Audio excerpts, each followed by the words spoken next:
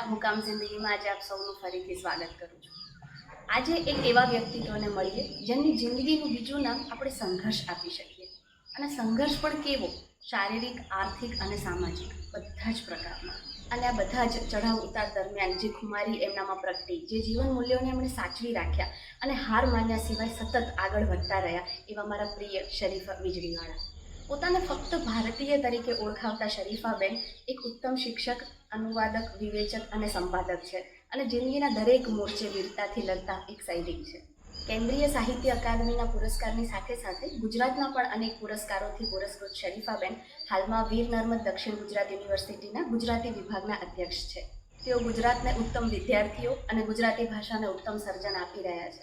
ચાલો આજે એમની સાથે એમના જીવાયેલા જીવનની ગોઠણી માંડીએ.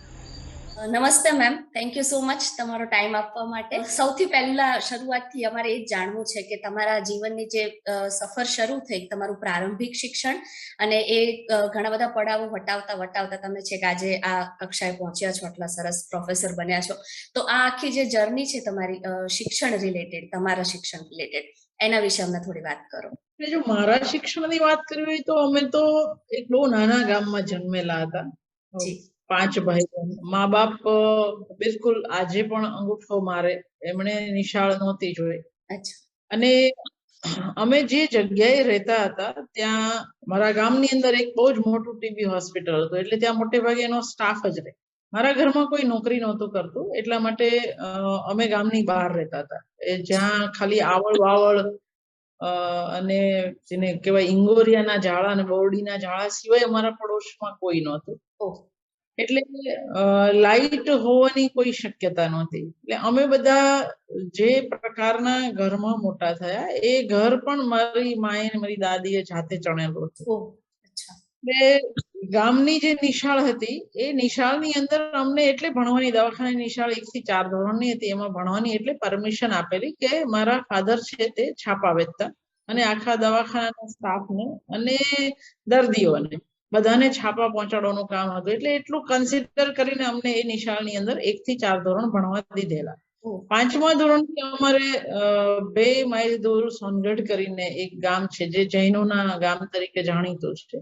ત્યાં આગળ દયાનંદ સરસ્વતીનું કન્યા વિદ્યાલય, જે પોરબંદર એની મુખ્ય શાખા, ત્યાં 5 થી 12 નું શિક્ષણ અમે એ ગામમાં લીધું.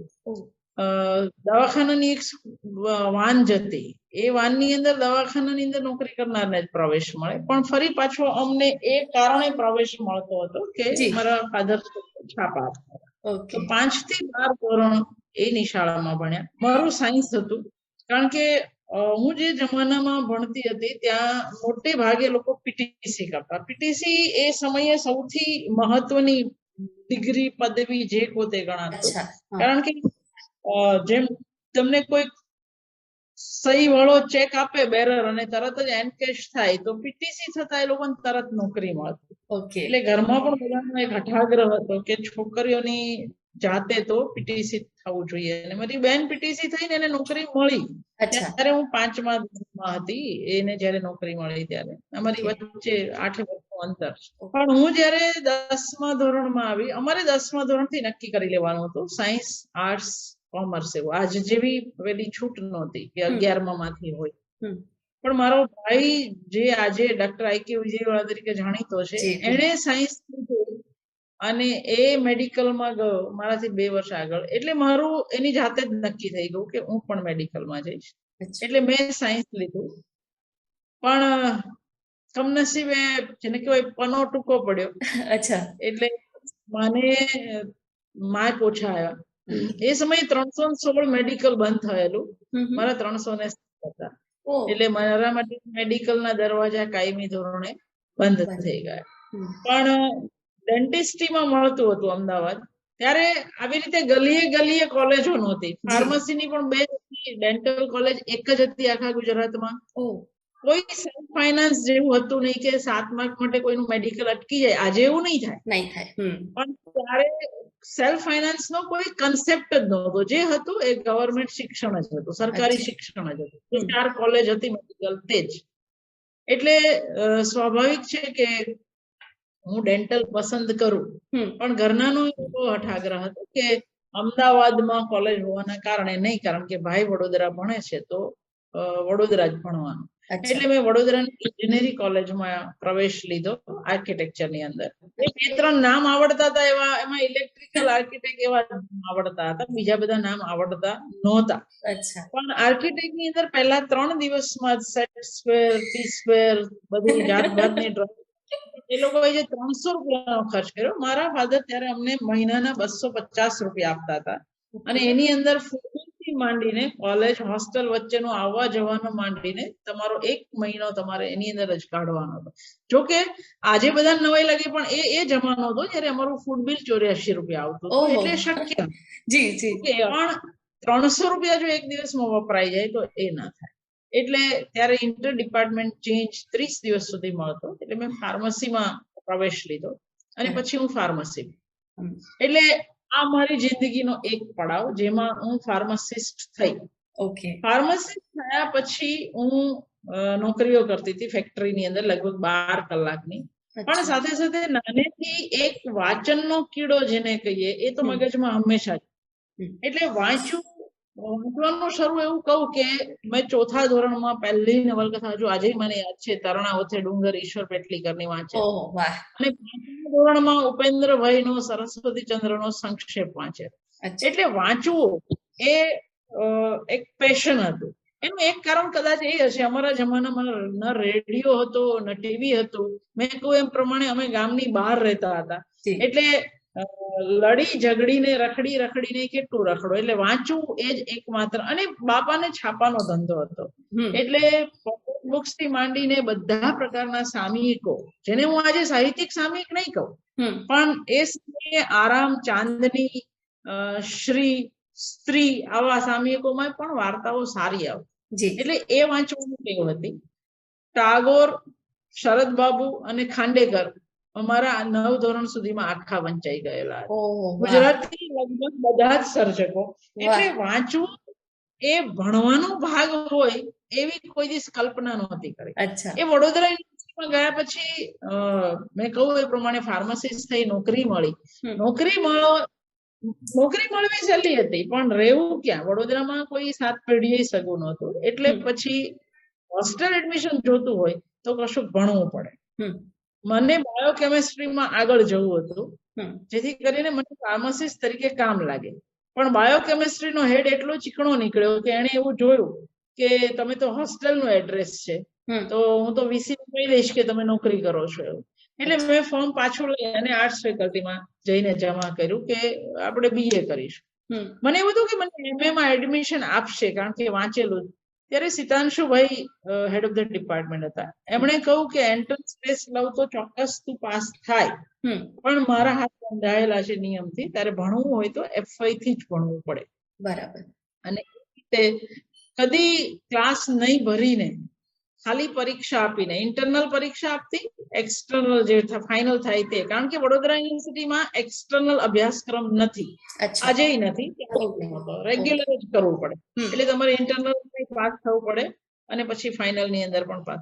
એ રીતે 5 વર્ષ પૂરા કર્યા.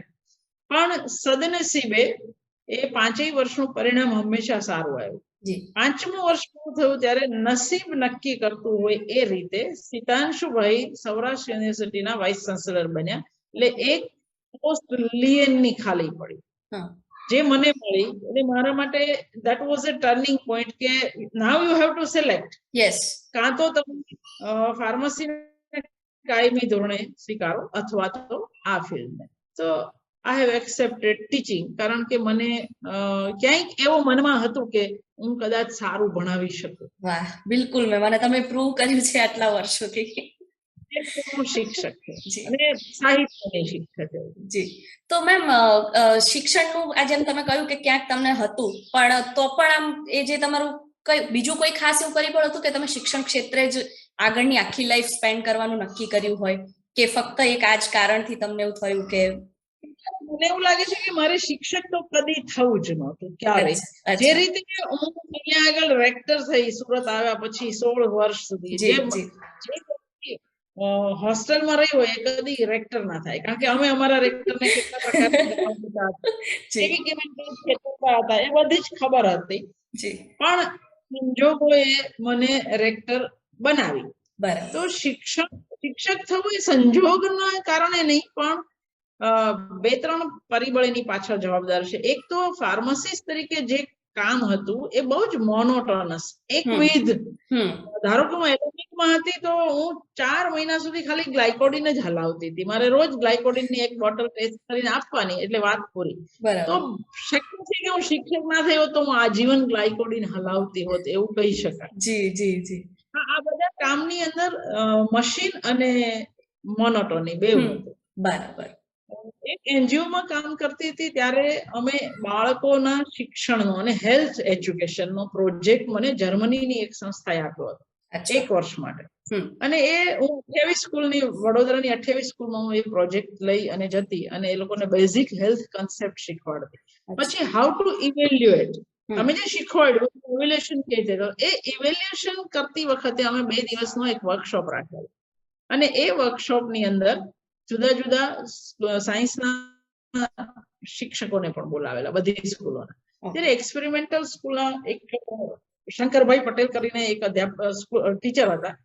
એ 2 દિવસથી ઓબ્ઝર્વ કરતા હશે મને, બાળકો સાથે કામ કરતી જોઈને. પછી એને મને બોલાવી, મને કે તમે કદી શિક્ષક થવાનું વિચાર્યું છે ખરું? મેં કીધું નહીં, કદી નહીં. મને કે you think about that because you are a Born teacher. So I think that was એક, જેને કહેવાય કે કોઈ એવું કહ્યું કે તમે ભણાવો છો બહુ સારું. એ તો હું સ્કૂલના બાળકોને ભણાવતી હતી.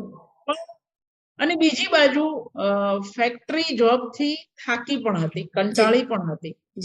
એનજીઓ માં મને આજે કામ કરવું ગમે. મને જે ગ્રાસરૂટ પર કામ થાય છે એમાં આજે રસ છે. પણ એનજીઓ ના મેં 5 વર્ષની અંદર એવા રૂપ જોયા કે જે કઈ હરીફાઈ, જે કઈ ટાટિયા ખેંચ, જે કઈ મોટા થઈ જવું, બીજાના કામને પોતાનું દેખાડવું, આ બધું એનજીઓ માં પણ હતું જ.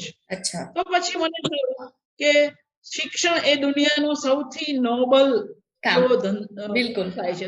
તો આપણે ત્યાં જઈએ. આજે જો કોઈ મને પૂછે કે તમે પહેલા મજૂરો સાથે કામ કર્યું, પછી એનજીઓ સાથે કામ કર્યું, પછી શિક્ષણ જગત સાથે કામ કર્યું, તો તમને સૌથી સારા લોકો ક્યાં મળ્યા? જેને human being, the best human being by heart, જેને પ્યોર સોલ કહીએ, જે ટાટિયા ખેંચ કે આતે. તો આજે હવે હું એવું કહું, 30 વર્ષ શિક્ષણના, 5 વર્ષ એનજીઓના, હું એવું કહું કે સૌથી સારા લોકો મજૂરો હતા. સૌથી માણસ તરીકે એનજીઓ પણ નહીં, શિક્ષણ જગત પણ નહીં. આ વાસ્તવિકતા આપણી જે તમે ખરેખર ઠોસ રીતે રજૂ કરી. બિલકુલ મેમ. માણસો એ મજૂરો જે ભણેલા પણ એકબીજાનું કામ સંભાળી લેતા હતા. એક પડે એક મજૂરના ઘરમાં તકલીફ હોય તો એનું કામ થઈ જતું હતું, એનો પગાર નહોતો કપાતો, જેનો અત્યારે શિક્ષણ જગતમાં સૌથી વધારે અભાવ છે. બરાબર મેમ. ઓકે મેમ, તો હવે બીજું એક એ પણ પ્રશ્ન થાય કે તમે બહુ જ ઉત્તમ લેખિકા છો, બહુ જ સરસ પુસ્તકો તમે આપ્યા છે, બહુ સરસ સંપાદનો આપ્યા છે અને એકદમ ઉત્તમ અનુવાદો આપ્યા છે. તો તમારા આ ક્ષેત્ર વિશે અને આમાં થયેલા અનુભવો અને તમને કયું કામ કરવામાં સૌથી વધારે મજા આવી હોય કે એવો કોઈ પ્રસંગ હોય તો એના વિશે થોડીક વાત કરો. મને એવું લાગે છે કે મેં શરૂઆત જે કરી લખવાની, મેં કોઈ દિવસ એવી નહોતી ખબર કે વિવેચન કરવું એટલે શું, એવી નહોતી ખબર. બીજું જયારે હું કહું છું કે મેં નિશાળમાં બહુ જ વાંચેલું, બધું જ વાંચેલું, કબાટ બધા ગાંધીજીનો અક્ષરદેહ બાદ કરતા બધું વાંચેલું, ત્યારે પણ મેં શિરીષ પંચાલ કે સુમન શાહ કે ચંદ્રકાંત ટોપીવાળા કે સુરેશ જોશી એવા કોઈ નામ કદી સાંભળ્યા નહોતા. વેરી ફ્રેન્ક, કદી નહોતા સાંભળ્યા. મુનશી મેઘાણી, મળ્યા, પન્નાલાલ, ઈશ્વર પેટલીકર, મધુરાય, એ બધી ખબર હોય, પણ વિવેચન જેવું પણ કશું હોય એવી કદી ખબર નહોતી. એ વડોદરામાં ભણ્યા. રમણ સોનીએ પહેલી વાર એવું એક કામ સોંપ્યું કે આ ચોપડી વિશે તું કશું લખી આપીશ. એટલે મેં એમને પૂછ્યું કે લખવાનું ચોપડી વિશે એટલે શું? એટલે એમણે કહ્યું, સુધીમાં તમે જે રેફરન્સ બુક્સ વાપરતા હતા એમાં કોઈ નવલકથા વિશે, કોઈ વાર્તા સંગ્રહ વિશે, તમે જે વાંચતા હતા એવું તું મને આ પ્રવાસ સંગ્રહ વિશે લખી આપ. That was my first article. એ મારો પહેલો લેખ હતો પ્રીતિ સેનગુપ્તાના પ્રવાસ વર્ણન વિશે, અને એમણે પ્રત્યક્ષમાં છાપ્યો. એટલે આને વિવેચન કહેવાય એવી મને ત્યારે ખબર પડી. એના પહેલા 89 ની અંદર, this was in 91, 89 ની અંદર જોસેફ કોન એક પુસ્તક, એટલે કે સરોજિની જીતેન્દ્ર મુંબઈ વાળા એક પુસ્તક કરી રહ્યા હતા પિતા વિશે. એટલે મને કહું કે તમે તમારા પિતા વિશે લખશો. એ મારા માટે સહેલું હતું, કારણ કે જે જીવ્યા છે તે જ લખવાનું હતું. અને નવાઈ એ છે કે મને એ લખાણે સૌથી વધારે પ્રસિદ્ધિ અપાવી પછીથી, જે પછી મને 2-3 જણે કહેલું કે આ પુસ્તકમાં સૌથી સારો જો કોઈનો લેખ હોય તો એ તારો છે, જે 20-25 લેખની. તો હવે એવું કહ્યું કે કદાચ તું લખી શકે. શિરીષ પંચાલ પાસે પીએચડી કરતી હતી, અને મારો જે વિષય હતો એ નેરેટોલોજી હતો, જે ગુજરાતીમાં અજાણ્યો હતો. ગુજરાતમાં કોઈ કામ વિજ્ઞાન વિશે. વાર્તા અને વિવેચન સાથે વાંચતા એક વસ્તુ સમજાય, જેટલા પ્રકારોના કથન રીતિની વાત પરદેશી વિવેચકો કરે છે, એટલા પ્રકારની વાર્તાઓ આપણે ત્યાં લખાય નથી. તો ઉદાહરણોનું શું કરવું? એટલે ક્લિન્ટ બ્રુક્સનું અન્ડરસ્ટેન્ડિંગ ફિક્શન, જેને હું આજે મારી ગીતા કહું, જેણે મને વાર્તા સમજતા, વાર્તા વિશે વિચારતા અને વાર્તા વિશે લખતા શીખવાડ્યું. એ પુસ્તકની અંદર 5 વાર્તા, પ્લોટની ચર્ચા હોય, પછી 5 વાર્તા હોય, નેરેટિવ ટેકનિકની ચર્ચા હોય, પછી એને લગતી 3 વાર્તા હોય, એનું એનાલિસિસ હોય. So this is the best guide for me. Okay, શું નામ કહ્યું મેમ તમે બુકનું? Understanding fiction. એનું બીજા પુસ્તકો અન્ડરસ્ટેન્ડિંગ પોએટ્રી છે, અન્ડરસ્ટેન્ડિંગ ડ્રામા છે. અને હું એવું માનું કે દરેક સાહિત્યના વિદ્યાર્થીએ આ પુસ્તકો વાંચવા જોઈએ. એટલે વાર્તા સમજતા શિરીષભાઈ કરતા પણ મને ક્લિન્ટ બ્રુક્સે વધારે શીખવાડ્યું એવું કહી શકાય. આ જે વાર્તાઓ હતી એની અંદર જે એક્ઝામ્પલ તરીકે, એ વાર્તાઓ જેવી વાર્તા મારી ભાષામાં નહોતી, થીમેટિક પણ નહીં અને ટેકનિકલ પણ નહીં. તો એ વાર્તાઓની, ધારો કે મારે ચર્ચા અંદર લેવી છે, તો મારે એ વાર્તા બરાબર સમજવી પડે.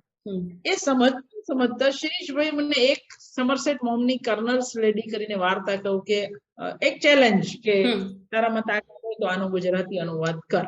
અંગ્રેજી સાથે કોઈ લેવા દેવા ગામડાના છોકરાઓને આમ પણ ન હોય, મારે પણ નહોતી, બિલકુલ નહોતી. એ અંગ્રેજી જે વાંચતા થયા એ કેવું અંગ્રેજી, હોસ્ટેલમાં જે લોકો રહ્યા હોય અને એ વડોદરા જેવી હોસ્ટેલમાં, એને એક વસ્તુની ખબર હોય કે તમે જયારે 18 થી 20 વર્ષના હો ને, ત્યારે મિલ્સ એન્ડ બોન એક સિરીઝ આવે છે અંગ્રેજીમાં, જેમાં પોચો પ્રેમ હોય, એકદમ પોચો. અને એ ગ્રુપની, એ એજ ગ્રુપની, એટલે કે 18 થી 22 ના ગ્રુપની બધી છોકરીઓને એવું થાય, ડાર્ક, ટોલ એન્ડ હેન્ડસમ.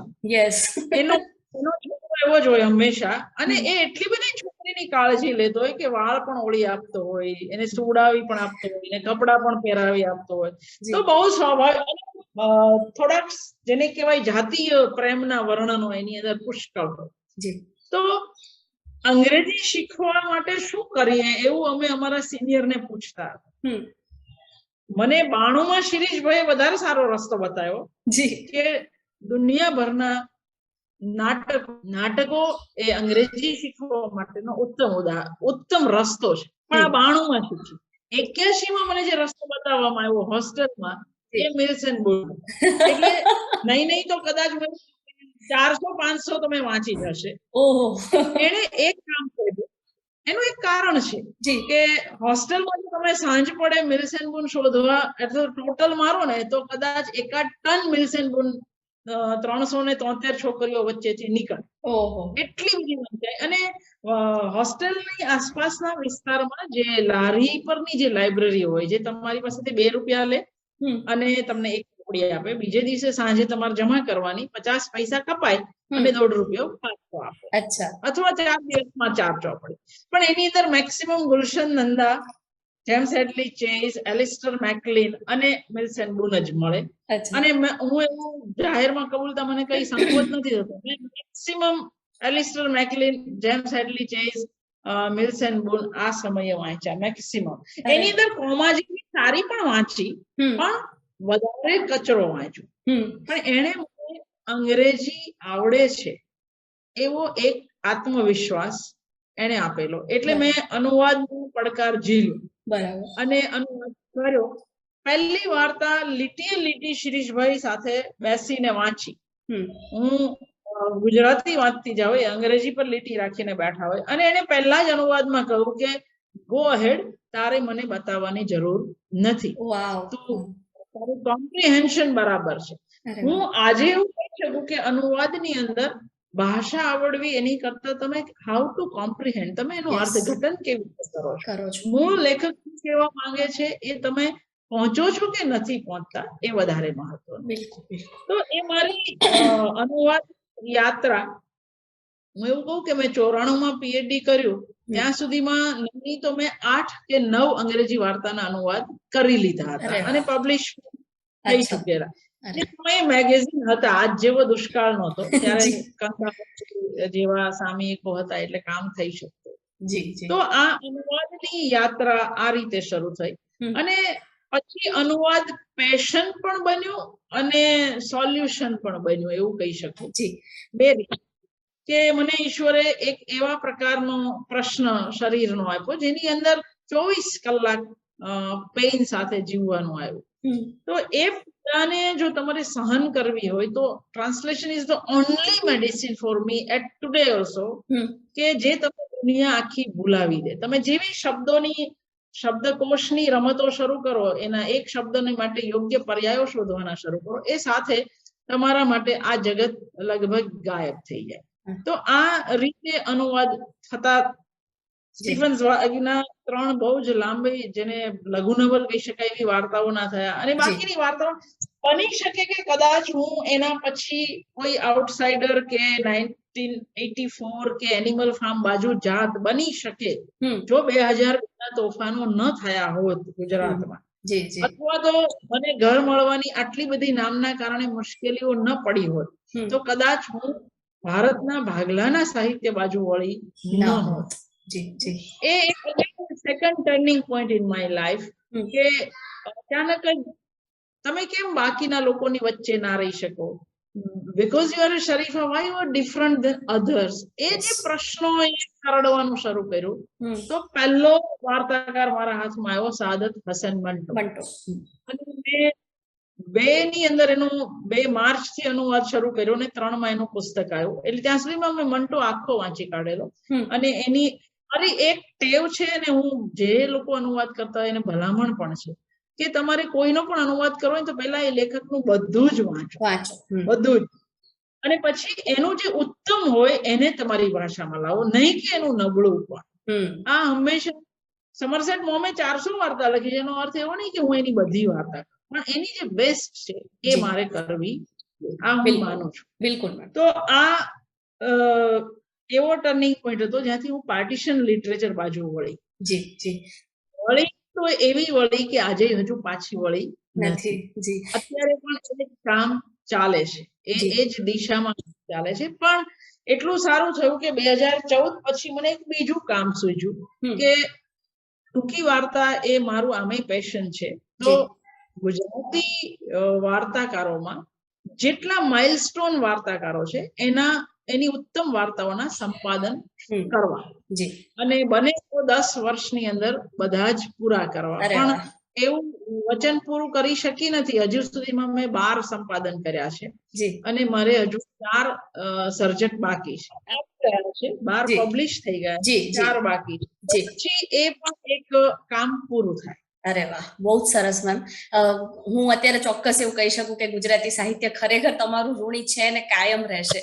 એટલે અત્યારે જેમ અમે સુરેશ જોશીને કે ઈશ્વર પેટલીકરને કે પન્નાલાલ પટેલને યાદ કરીએ છીએ, એમ આજથી અમુક વર્ષો પછી તમારું નામ પણ એવી જ રીતે વિદ્યાર્થીઓ લેતા હશે. કર્યા પછી છોડી દેવું એની આશા નહીં રાખવાની. પણ ખૂબ ઉત્તમ કામ થઈ રહ્યું છે, એટલે એક સાહિત્યની વિદ્યાર્થીની તરીકે હું પણ તમારો બહુ આભાર માનું છું આટલું કરવા માટે.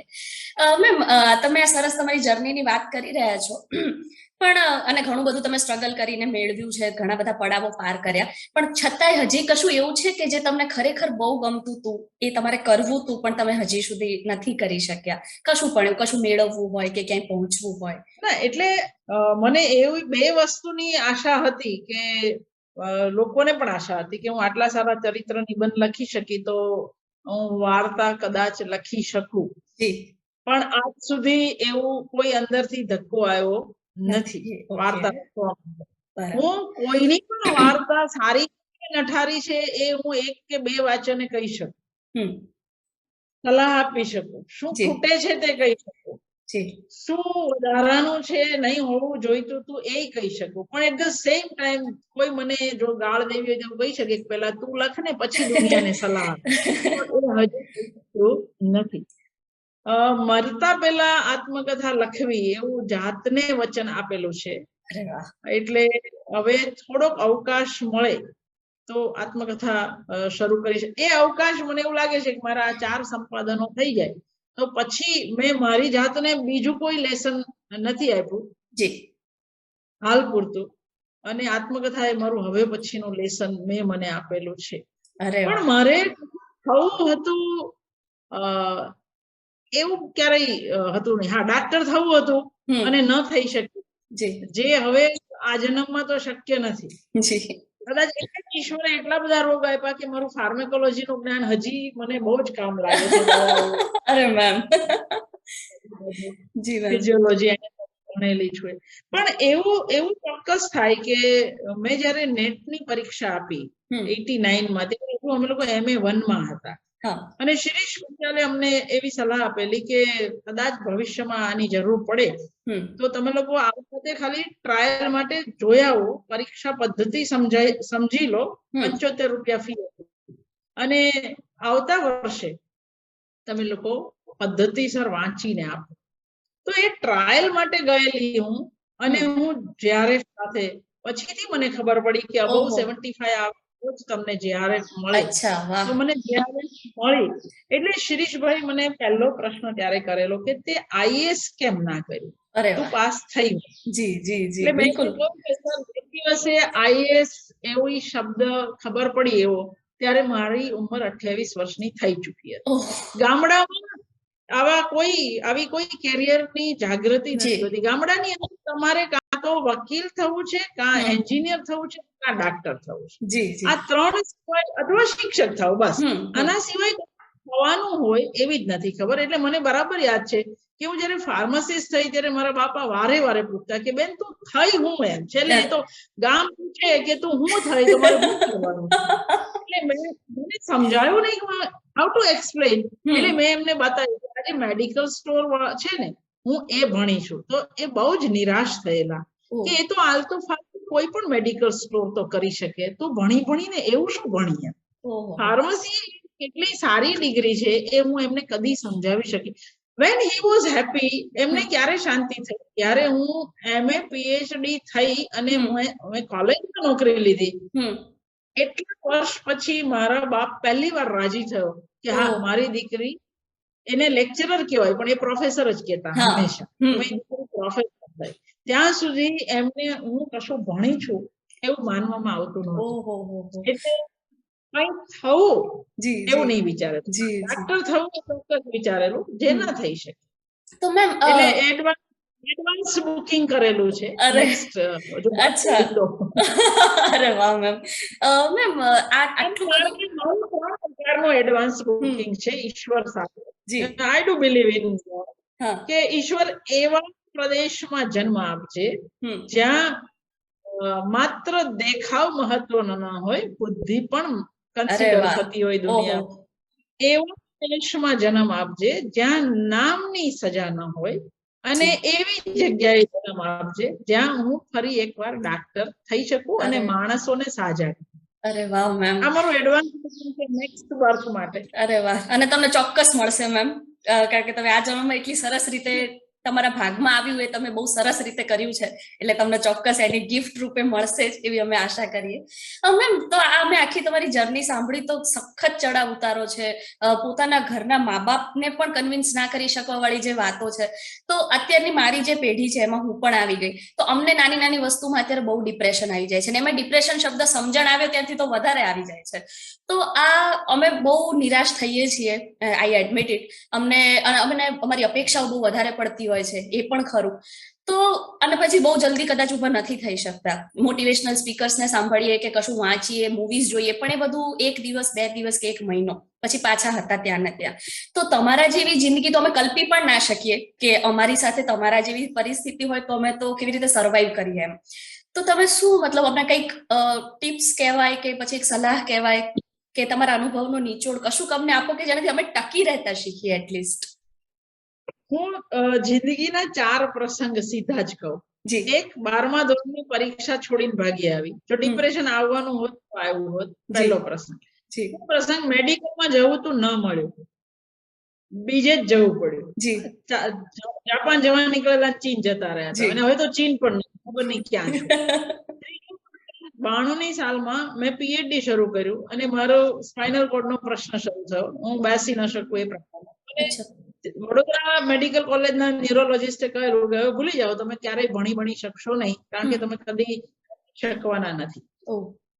આ ત્રીજો પ્રસંગ. અને ચોથો પ્રસંગ, મને આ શહેરે કોઈ જગ્યાએ ઘર ન આપ્યું. તો આ બધા ડિપ્રેસ થવા માટેના ઇનફ. જી. પછી 94માં અસ્થમા થયો, 2010માં ગાઉટ થયો, 2018માં સર્જરીની અંદર એક એવો લોચો વાગ્યો કે મારા પેટ પર હવે મારો કોઈ જ કંટ્રોલ નથી, હું ગમે એટલી વાર ટોયલેટમાં જવું પડે. આ બધા પ્રશ્નો પછી પણ જો હું ટકી શકતી હોઉં તો એનો અર્થ એ કે મોટિવેશનલ સ્પીકરની દુનિયામાં કોઈ જરૂર નથી. હું એ લોકો પર તો હંમેશ માટે ચોકડી જ મારું છું, હંમેશ. મેં જિંદગીમાં કદી કોઈ મોટિવેશનલ સ્પીકર કે કોઈને હું મળી નથી, જરૂર પણ નથી. મારો જાત સામેની એક પ્રશ્ન હતો કે તમારે જિંદગીમાં નોબડી રહેવું છે કે સમબડી થવું છે. તો મારી યાત્રા હંમેશા નોબડી થી સમબડી બાજુની મેં નક્કી કરી મારી જાત માટે. કે એ મારા બાપને આખું ગામ તું કહેતું હતું, તો એવી જગ્યાએ પહોંચવું કે મારા કારણે મારા બાપાને પણ ગામ તમે કે. ધેટ વોઝ માય જેને કહેવાય ઇન્સ્પિરેશન. જે પોતે આ ઈને બહારથી કશાની જરૂર નથી પડી. એક વસ્તુ નક્કી હતી કે જાત લડાયક હતી પહેલેથી. જે લોકો આટલા સંઘર્ષમાં જીવ્યા હોય ને, જેને સવારનું ખાવાનું મળે પછી સાંજનું મળવાનું છે કે નહીં એ નક્કી ના હોય, એવા લોકો કદી આત્મહત્યા ના કરે, કદી. આનો અર્થ એવો નથી કે ડિપ્રેશન મને નથી આવતું, એવો બિલકુલ નથી. મને 92માં પણ આવ્યું હતું, જયારે હું નહીં ભણી શકું એવી ખબર પડી. મને 2002માં આવેલું. મને 2018માં જયારે ખબર પડી કે મારી પેટની સમસ્યા હવે આજીવન આવી જ રહેવાની છે, ત્યારે પણ આવ્યું. હું જર્ની નથી કરી શકતી, તમે બધા ગમે ત્યાં ફરી શકો, હું કોઈ જગ્યાએ જઈ નથી શકતી, હું એક જ જગ્યાએ બેઠી હોઉં. પણ આ બધા પછી મરવું અથવા તો જિંદગી છોડી દેવી એ મારો રસ્તો નથી, એ મને ખબર છે. કારણ કે મને જિંદગીમાં બહુ મજા આવે છે, મને જીવવાની જ બહુ મજા આવે છે. એટલું બધું સર, તમે કોઈને 2 વસ્તુ શીખવાડો છો જે દિવસે નવી, એ દિવસે તમે કેટલા ખુશ હો છો. એક છોકરો આવીને એવું કે મને તમે ત્યારે જે ભણાવેલું એ હજી યાદ છે, અથવા તો તમારું આ વાંચીને મને આ મજા આવી, તો I think that is your reward. અને એ એટલો મોટો રિવોર્ડ છે કે એની સામે બાકીની બધી જ પીડાઓ ગૌણ છે. એક વસ્તુ કહું કે તમે શરીરથી જીવવું છે કે મનથી. મેં નક્કી કર્યું કે હું શરીરથી નથી જીવતી, હું મનથી જીવું છું. તો મને હવે બીજું કશું નથી. અને છતાંય તમને જયારે મોટિવેશનલ સ્પીકરની જરૂર પડે ને, હું એવું કહું કે મને જયારે ડિપ્રેશન આવે ત્યારે હું 4-5 જાતનું વાંચું. એક, હું અશ્વિની ભટ્ટ વાંચું. બીજું, હું પુણ્યલાલ મુનશી વાંચું. ત્રીજું, હું જુલે વર્નની સાહસિકોની સૃષ્ટિ, મહાસાગરનો માલિક, આ બધું વાંચું. અને વિનોદ ભટ્ટની ચોપડી. હું તમારી પેઢી જે ફોનના કે યુટ્યુબના શરણે જાય છે, એ શરણ હું આજ સુધી લેવા ટેવાયેલી નહોતી. છેલ્લા 1 વર્ષથી હું આ પ્રકારનું, પણ મને છતાંય શરણ લેવું હોય તો હું ટોમ એન્ડ જેરી નું લઉં, બીજા કોઈનું નહીં. મોટિવેશનલ કદી જ ના લઉં. તમે 10 કલાક અશ્વિની ભટ્ટ વાંચો ને તો તમે પાછા તમારી દુનિયામાં આવી જાઓ છો. વાહ વાહ. કોઈ પણ પોપ્યુલર આ જી. સમય એવો છે જ્યારે તમારે વિચારવું પડે એવું ન વાંચો. તમારી પેઢી ઊંધે જઈ રહી છે, જિંદગી વિશે વિચારે છે અને મોટિવેશનલ સ્પીકરોની મોટી મોટી વાતો સાંભળે. Go for something light. Yes Golmaal જુઓ, અમોલ પાલેકર, યસ યસ જુઓ, જી કિશોર કુમાર, અને તમે પાછા જિંદગીના પ્રવાહમાં પાછા આવશો. અને આ જિંદગીનો એવો પ્રવાહ છે જે મને કાયમ એવું કહે છે કે પથ્થરો આવે તો રસ્તો બદલે, રસ્તો અટકે નહીં. અરે વાહ ma'am, thank you so much. બહુ જ જરૂર હતી આની મને અને અમારે જેટલા પણ લોકો આ સાંભળશે બધાને. લાઈક રૂવાડા ઉભા થઈ ગયા છે. એટલે થેન્ક યુ સો મચ, કારણ કે ખરેખર આ બહુ વિકટ પ્રશ્ન છે આજના સમયમાં મારી પેઢીને ખાસ કરીને. તો આઈ એમ શ્યોર કે અમને બહુ જ બધું શીખવા મળ્યું છે તમારી વાતોમાંથી, અને હું સેલ્યુટ કરું છું તમારી જર્નીને. કે મોટિવેશનલ સ્પીકર બધા ક્યારથી કમાતા થયા, કયા સમયથી જી કમાતા જી થયા? જી જી અમારા સમયે ડિપ્રેશન હતા પણ મોટિવેશનલ સ્પીકર નહોતા, જી અને તોય અમે બધા આજે હજુ સર્વાઈવ થયા છે. એનો અર્થ કે મોટિવેશનલ સ્પીકરોની જરૂર જ નથી. હું તો એની પર બહુ મોટી ચોકડી મારું છું. જી. લોકો ભલે કમાતા હોય કે જે થતું હોય એ, જી જી પણ તમારી પ્રહલાદ પારેખની એક પંક્તિ છે, ખુદનો ભરોસો જેને હોય નહીં રે એને ખુદાનો ભરોસો નકા. અરે વાહ. તમારું ઇનર બધું મજબૂત હોવું જોઈએ, તમારું આંતર સતત તમને ધક્કો મારતો હોવું જોઈએ. તમારે બહારના ટેકાની જરૂર શું કામ પડે? મારા બહારના ટેકા એટલે દુનિયાના ઉત્તમ પુસ્તક. વાહ વાહ. મને જે ડિપ્રેશન આવે ત્યારે ફરી એકવાર હું વાન ગોગની નવલકથા વાંચું, ફરી એકવાર સળગતા સૂરજમુખી, કે એક માણસને જિંદગીમાં 28 વર્ષ સુધી દરેક ક્ષેત્રે નિષ્ફળતા મળે અને છતાંય જો આજે મારા ઘરમાં વાન ગોગની એક પ્રિન્ટ હોય તો હું બહુ નસીબદાર. બિલકુલ બિલકુલ ત્યાં એ હાઈટે પહોંચી શકે, then you don't need any motivational speaker. બિલકુલ બિલકુલ મેમ. વાહ, બહુ જ સરસ રસ્તો. લોકો સારું વાંચતા બંધ થઈ ગયા. જી જી. મને માની કેટલું બધું શીખવાડે. એનો અર્થ એવો નથી નાલાલે શીખવાડવા માટે માનવીની ભવાઈ લખી છે. એવો બિલકુલ. અને એ મારું ઇન્ટરપ્રિટેશન. મને કેટલું શીખવાડ્યું. હું ઇસ્મત ચુગતાઈની કાગઝી હે પહેરન વાંચું અને મને એવું થાય કે 40ના દાયકામાં એક મુસ્લિમ સ્ત્રી બુરખો ફેંકીને સમાજની દિવાલો સાથે માથા પછાડીને જો પોતાનો રસ્તો કરી શકી હોય તો 2018માં મારો રસ્તો એટલો અઘરો નથી. નથી નથી જરાય. બિલકુલ મેમ. વાહ, બહુ જ ઉત્તમ વાત કરી તમે. આપણે આપણાથી વધારે સુખીને જોઈએ છે, આપણે આપણાથી વધારે દુઃખીને જોવા ટેવાયેલા છે. બિલકુલ. જીવનનો રસ્તો ખાલી આટલો જ છે. બિલકુલ બિલકુલ. મને જ્યારે બેસી નથી શકતી તો હું એને જોઉં છું કે જે બેને 2 પગ નથી, એ ચાલી નથી શકતી. જી જી હું ચાલી. જી બિલકુલ બિલકુલ. બસ બીજું કશું નહીં. વાહ મેમ. તો મેમ બહુ જ સરસ રસ્તો પણ તમે બતાવી દીધું. એક જ વાતમાં કહી દીધું કે પોતાના ઇનર સેલ્ફને સાંભળવું, એને મજબૂત બનાવવી, અને એના માટે સૌથી ઉત્તમ રસ્તો પુસ્તકો છે. તો આઈ હોપ કે આપણા જેટલા સાંભળનારા છે, જોનારા છે, બધા આ રસ્તે એટલીસ્ટ ટ્રાય કરશે એક વખત કે એમને આ રસ્તો પસંદ માફક આવે છે કે નથી આવતો. એક છેલ્લી વાત, રસ્તો તો જ માફક આવે જી જો સહેલું કામ શોધતા ના હોઈએ તો. બિલકુલ, એ ખરેખર એટલી સહેલી કદી ન માનવી. જિંદગી અઘરી જ હોય. જી. અને મને સહેલું કામ સોંપો હું નહીં માંગુ, મને અઘરું કામ સોંપો. હું એવું માનું છું કે ઈશ્વર એને જ મુશ્કેલીઓ આપે છે જેના ખભા પહોળા હોય છે. બિલકુલ. જે બૂમો નહીં પાડે. યસ. જે સહન કરશે. વાહ મેમ, બહુ જ ઉત્તમ વાત કરી તમે. અને તમારી આટલી સરસ વાત ઉપર મારે હવે ઉપર કંઈ જ નથી કેવું. આજ ફીલ સાથે, આ વાઇબ સાથે આપણે આ વાતચીત પૂરી કરીએ. Thank you so much ma'am. નમસ્તે.